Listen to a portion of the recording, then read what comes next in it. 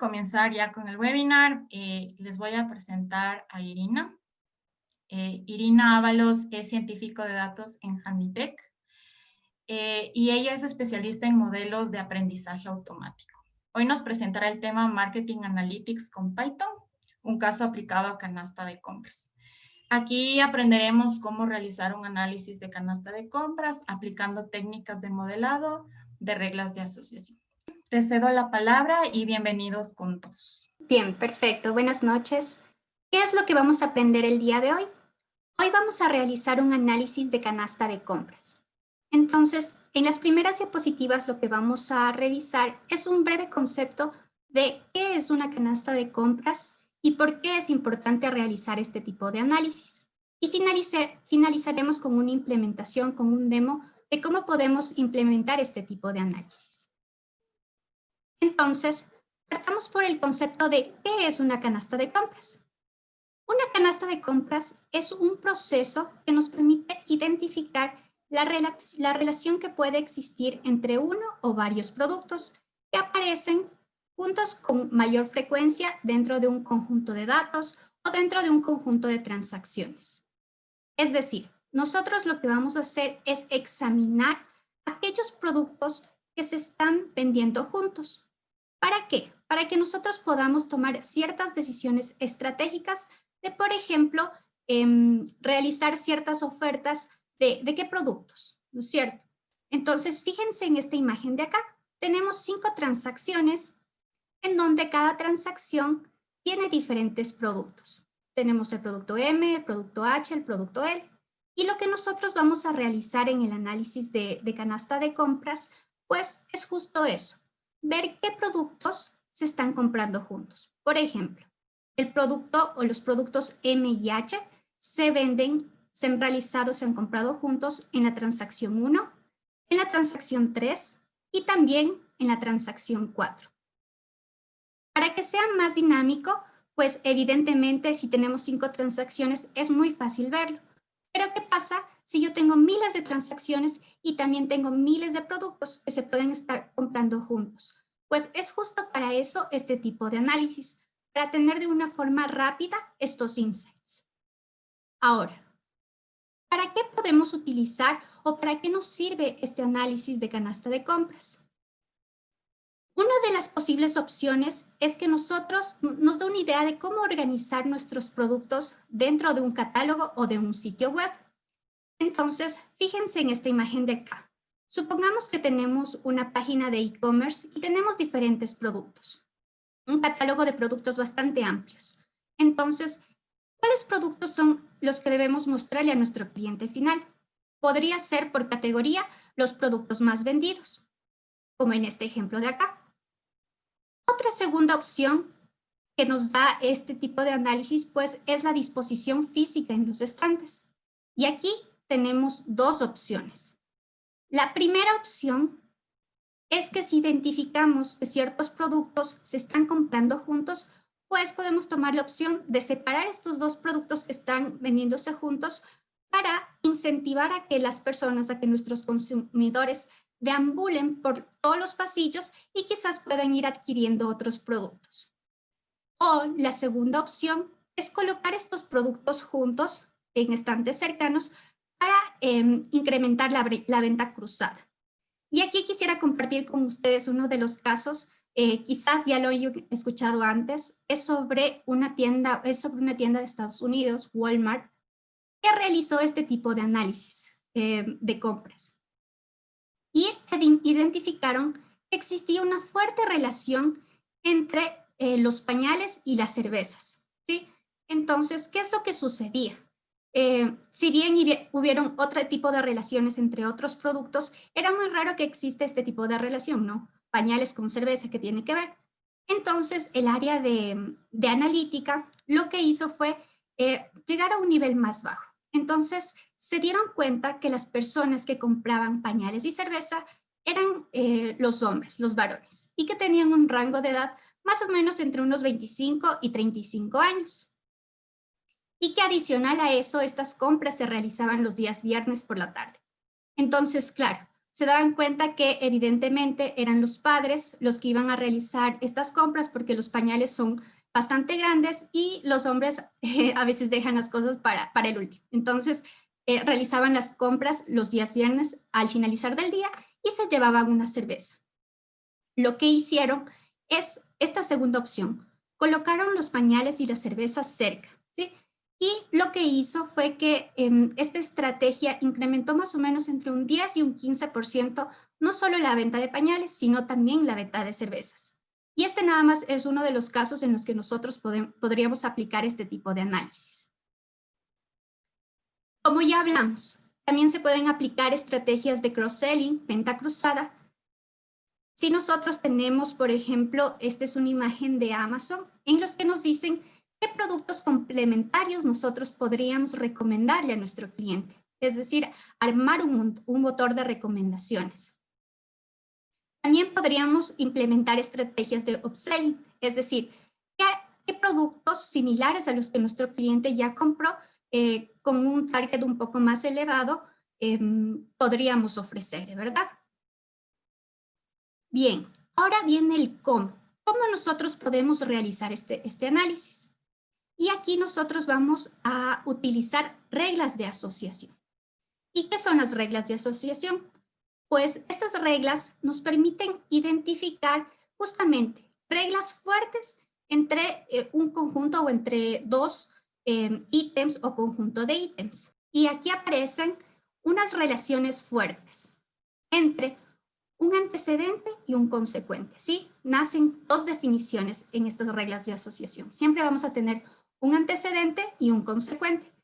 Sí, tenemos pasta de dientes, o sea, entonces el cepillo de dientes. Existe siempre una relación. Ahora, estas relaciones, en este caso, vemos que es de un ítem, pero también podríamos tener un grupo de ítems que están asociados o que se están vendiendo juntos. Dentro de las reglas de asociación existen 3 métricas claves para evaluarlas. La primera métrica es el soporte. ¿Y qué medimos con el soporte? Pues es la frecuencia o la probabilidad de que el producto aparezca dentro de nuestro conjunto de datos. Entonces, fíjense, vamos con el mismo ejemplo de nuestras 5 transacciones. Veamos cuál es el soporte del producto M. El producto M, si ya dijimos que es la frecuencia y la probabilidad de que aparezca, entonces la fórmula es las transacciones que involucran este producto M sobre el total de transacciones que tenemos. Entonces, como el producto M aparece 4 veces, le ponemos 4 sobre el total de transacciones, en este caso tenemos 5 transacciones. Y la respuesta es una probabilidad. Este 0.8, ¿cómo nosotros lo podemos interpretar? Pues que M, el producto de M, está en el 80% de nuestras transacciones. Y como mencionamos, también podríamos evaluar el soporte en el que pueden aparecer un conjunto de ítems o de productos. En este caso, vamos a ver el soporte en el que aparecen M y en el que aparece el producto H.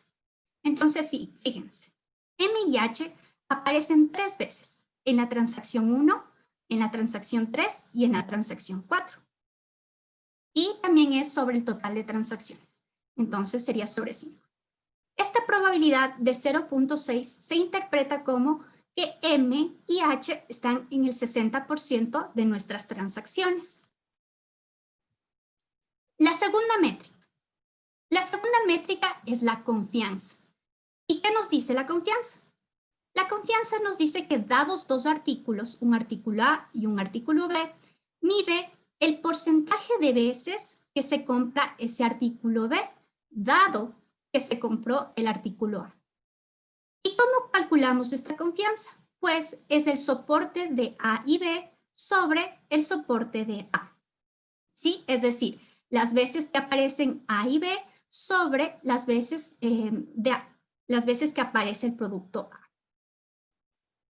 Veamos cuál es la confianza de estos productos M y H. Entonces sería el soporte, es decir, las veces que aparecen M y H. Recordemos que era 3/5 porque M y H aparecen 3 veces de 5 transacciones. Y el soporte de M. M igual era las veces que aparecía M dentro de nuestras transacciones, es decir, aparecía 4 veces de 5 transacciones. Y la respuesta es 0.75. ¿Cómo interpretamos esta respuesta?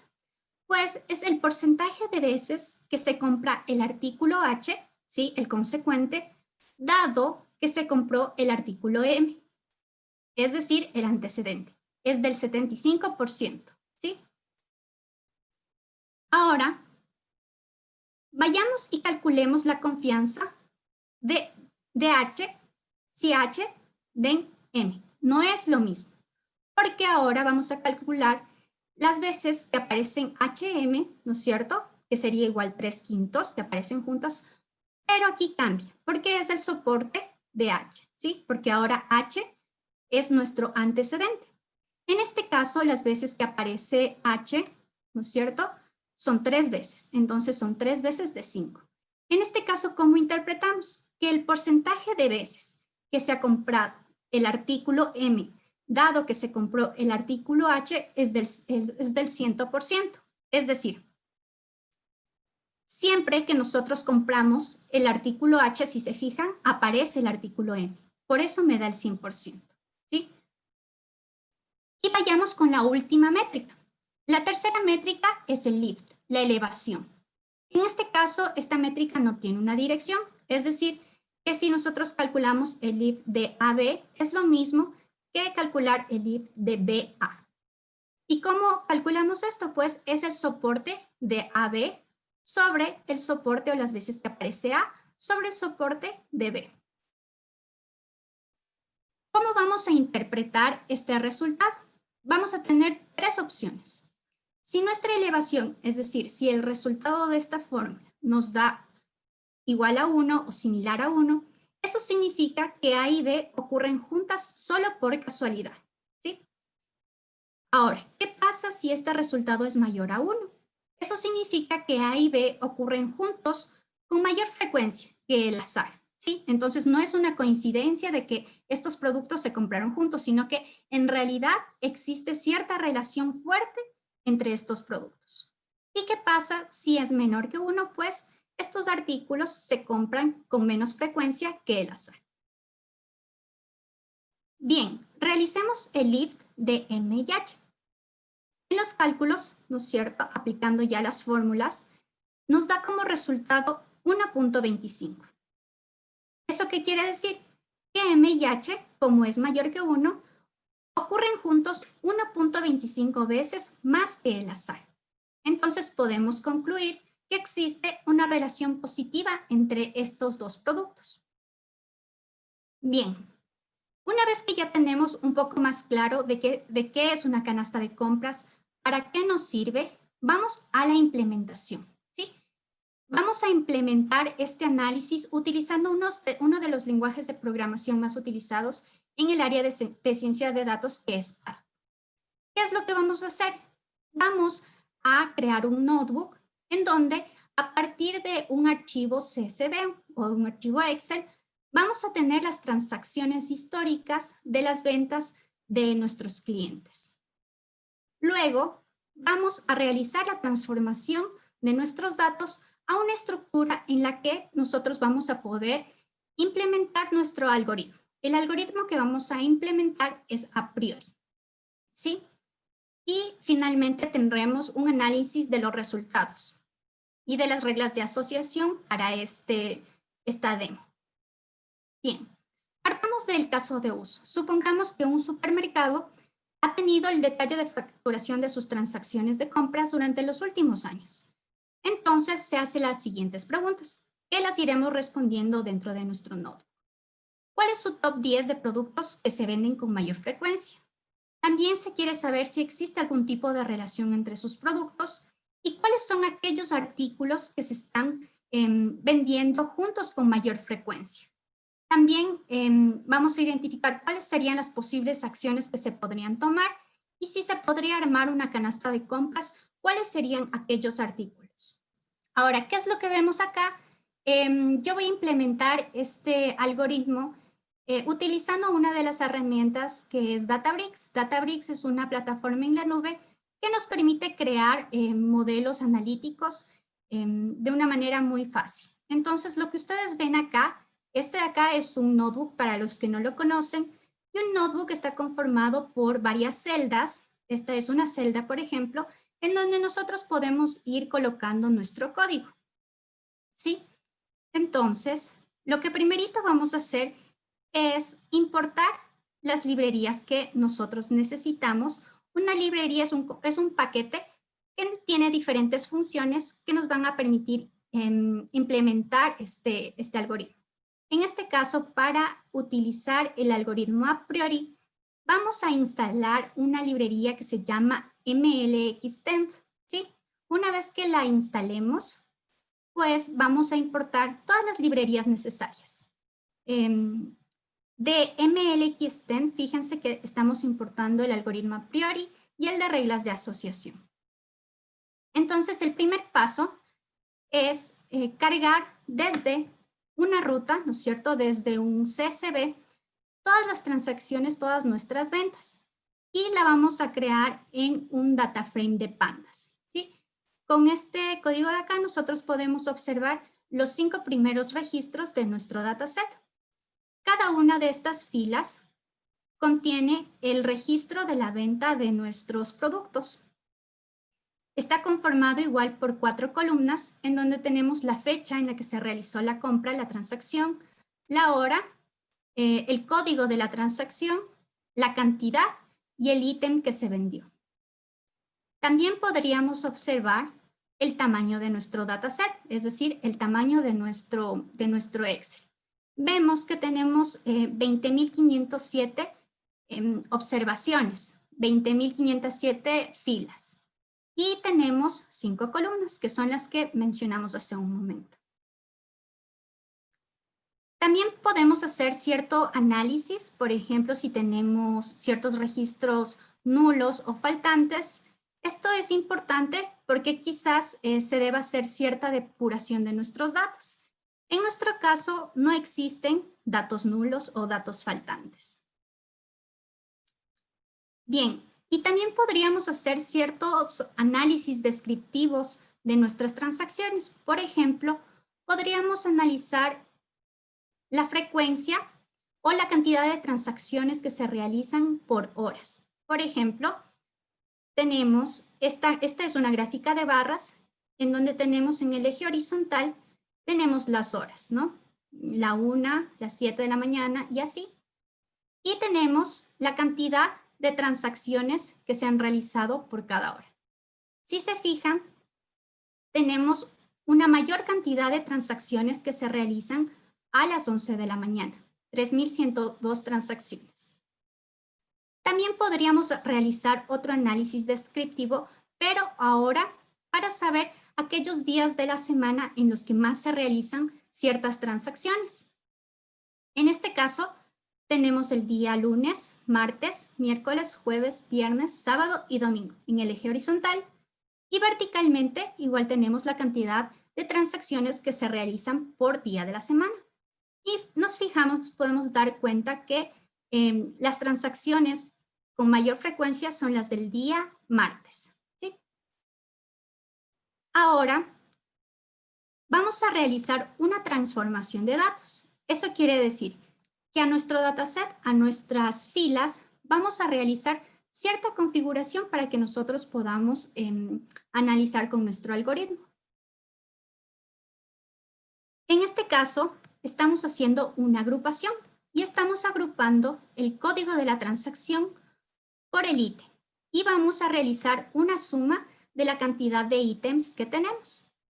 Este es el resultado. Fíjense que aquí tenemos el código de transacción, el ítem y la cantidad que se compró de ese ítem. Una vez que tenemos este resultado, esta agrupación, lo que vamos a hacer es el pivote de esta tabla. ¿Qué es el pivote? Pues simplemente vamos a colocar ahora en la parte superior como columnas todos los productos que tenemos. Entonces, fíjense que ahora nuestros ítems van a estar en la parte superior como las columnas, en forma de columnas. Y aquí tenemos ahora nuestras filas, van a ser las transacciones, los códigos de transacciones. Aquí tenemos las diferentes transacciones y tenemos aquí la cantidad, ¿no es cierto? Entonces, fíjense que en la transacción 1 nos damos cuenta que se ha comprado una unidad de pan, ¿sí? Lo mismo ocurre con el resto de registros. Ahora, si se fijan, aquí tenemos esto de acá. Esto de acá significa que tenemos datos nulos. Por eso también tenemos que reemplazar estos datos nulos por 0. ¿Qué es lo que estamos haciendo en este código de acá? Estamos haciendo un reemplazo por 0. Fíjense que tenemos ahora otra estructura, pero ahora hemos reemplazado estos nulos y tenemos 0. ¿Sí? Bien. Finalmente, para terminar ya con esta transformación de datos, lo que vamos a hacer es que vamos a cambiar a datos binarios. ¿Eso qué quiere decir? Que en cada una de nuestras casillas, donde tengamos un valor, sea 1 o sea otro valor distinto, ¿no es cierto? En este caso tenemos que las unidades que se compraron de café es 2. Para todo lo que sea diferente de 0, lo vamos a transformar a 1. ¿Sí? Eso significa convertir a binarios. Vamos a tener o 0 o 1. Y 1 va a significar que se realizó la compra de ese producto. ¿Sí? Entonces, eso es lo que realizamos con las siguientes líneas de código.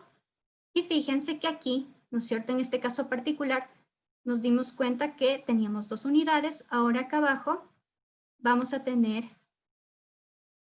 1. ¿Sí? Antes teníamos 2, ahora, después de convertirlo en binario, pues ahora tenemos 1. Y esta es la última parte de la transformación de nuestros datos. Una vez que ya llegamos a este tipo de estructura, ya podemos realizar implementar nuestro algoritmo a priori. Y vamos a empezar a responder las preguntas que nos habíamos planteado hace un momento. La primera era, ¿cuál era el top 10 de productos que se venden con mayor frecuencia? Entonces, vamos a implementar el algoritmo a priori y vamos a generar un conjunto de elementos que contengan un soporte. Soporte, recuerden que era la frecuencia con la que aparecía un producto, un grupo de productos, del 5%. Eso quiere decir que tengan una frecuencia del 5% del total de transacciones. Y dentro de nuestro algoritmo a priori, ¿no es cierto?, le enviamos estos registros que ya lo habíamos configurado hace un momento. Decimos que el soporte mínimo es del 5% y generamos nuestra lista de los 10 productos que se venden con mayor frecuencia.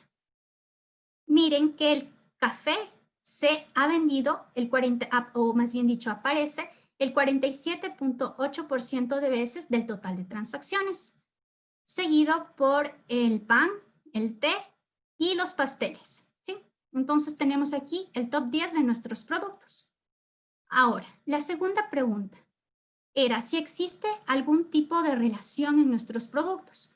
También queríamos identificar aquellos artículos que se estaban comprando con mayor frecuencia y cuáles eran las posibles acciones que podríamos tomar, ¿verdad? Y aquí vamos a implementar las reglas de asociación. Recuerden que teníamos 3 métricas, ¿sí?, para aplicar reglas de asociación. En este caso, nosotros estamos aplicando la tercera métrica, que era el lift, ¿sí? Vamos a aplicar un lift donde el mínimo sea 1. Recuerden que aquí teníamos 3 opciones. Si era mayor que 1, significaba que la relación entre estos productos ocurría más veces que el azar, o si era menor, si era igual a 1, pues en realidad no había mucha influencia, y si era menor que 1, pues en realidad ocurría menos de una vez que el azar. Y una vez que aplicamos esta regla, nos damos cuenta que el algoritmo nos arroja este resultado. Y aquí tenemos los dos conceptos, ¿no?, de antecedente y tenemos consecuente.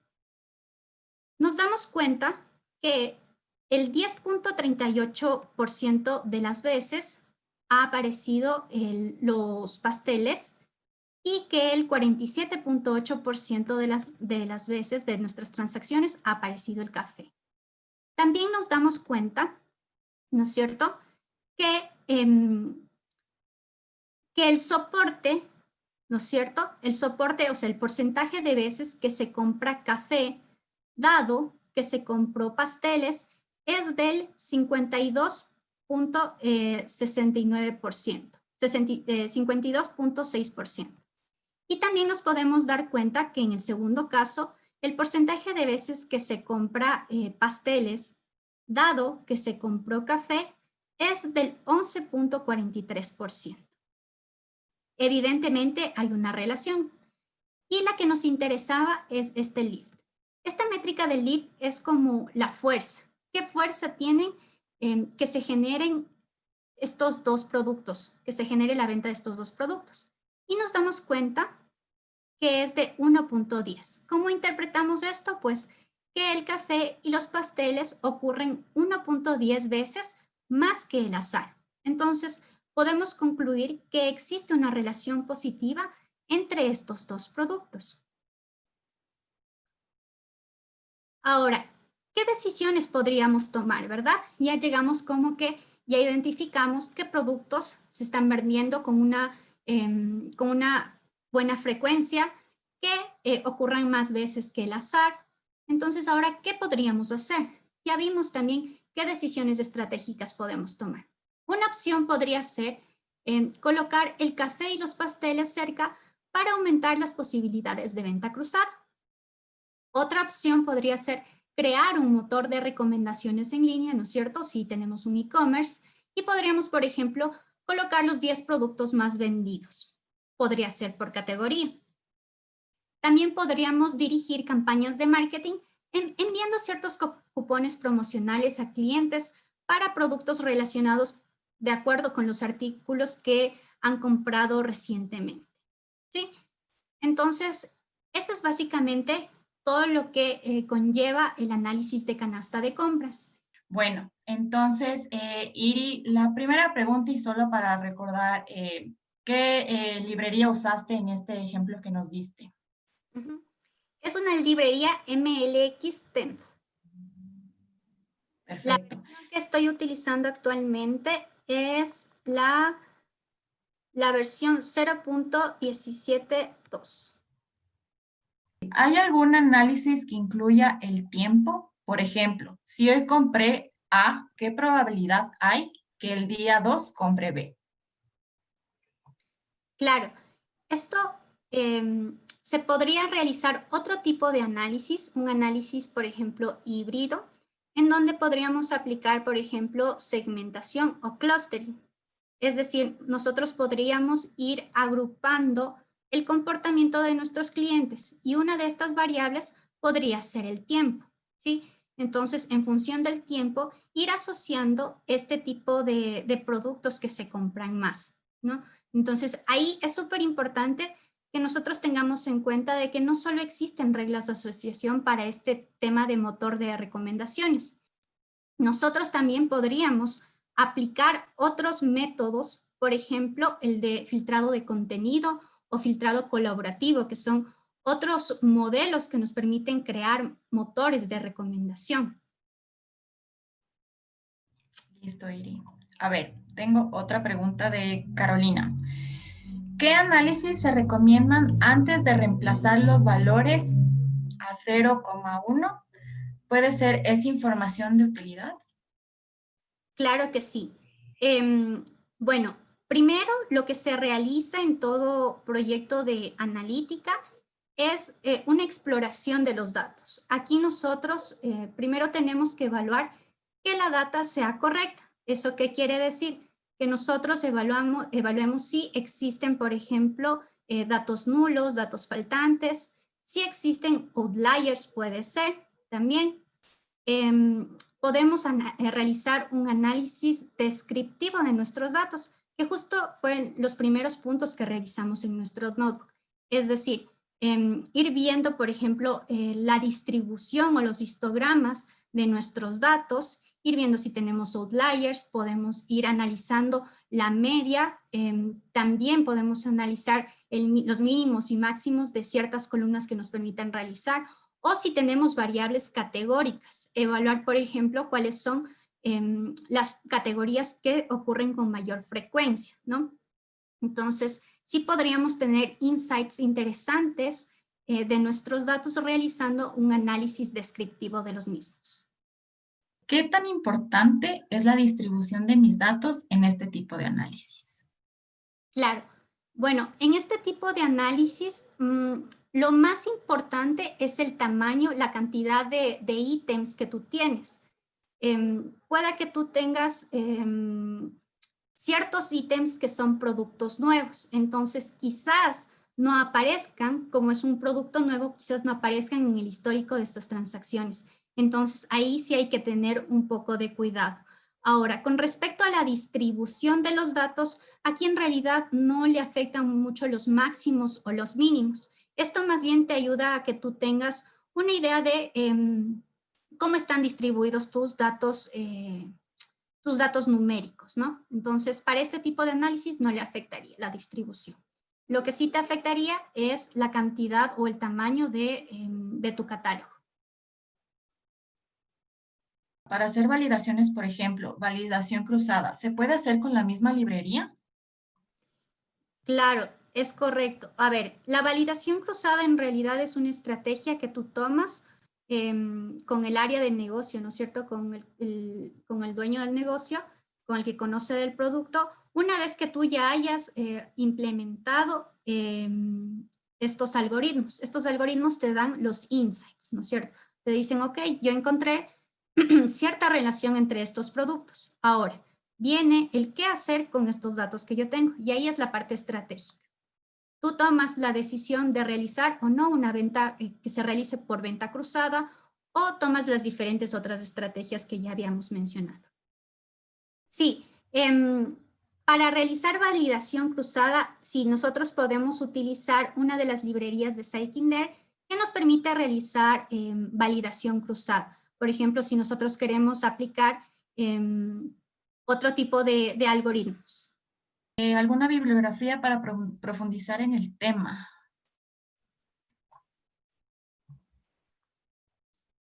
Bien, como tal, una bibliografía, existe una página, no sé si la han escuchado, pero que te ayuda a, si quieres aprender un poquito más, también te ayuda a tener ciertos conceptos, se llama Towards Data Science. Ahí podríamos encontrar también cierta bibliografía interesante. ¿Cómo podríamos implementar las reglas de negocio en este tipo de algoritmo? Reglas de negocio. Bueno, reglas de negocios es un tema bastante amplio. Las reglas de negocio normalmente se aplican en el proceso de transformación de datos. Entonces, por ejemplo, si nos damos cuenta, no sé qué, ya las reglas de negocio también podrían ser reglas duras, ¿no? Si el dueño del producto me dice que ya tengo ciertos filtros para ciertos clientes o para ciertos productos, normalmente estas reglas de negocio se aplican antes de que tú implementes cualquier tipo de algoritmo.